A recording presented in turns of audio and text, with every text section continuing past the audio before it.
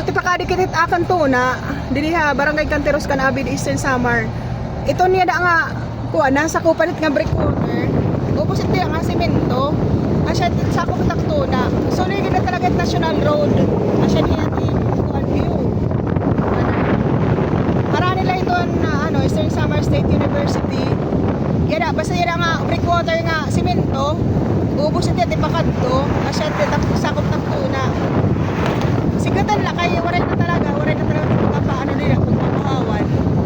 So, yung jet ski, pwede din putang din medyo nagkinawa talaga, nagkinawa kasi din yung jet ski, pwede nga dito ilarang tulay or di magbutang ka mga floating cottage.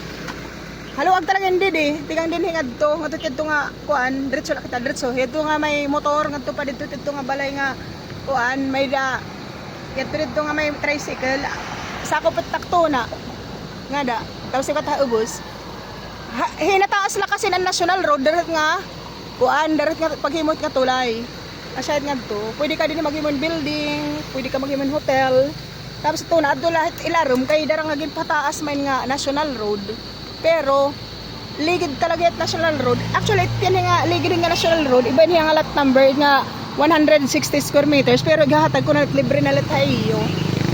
Tapos it kanto na mahaloyo asya itlat ikaduhang alat ana kang gisaring hay mo nga 4,168 asya tatakan baligya. Balian niya nga ligid national road total aman madamait.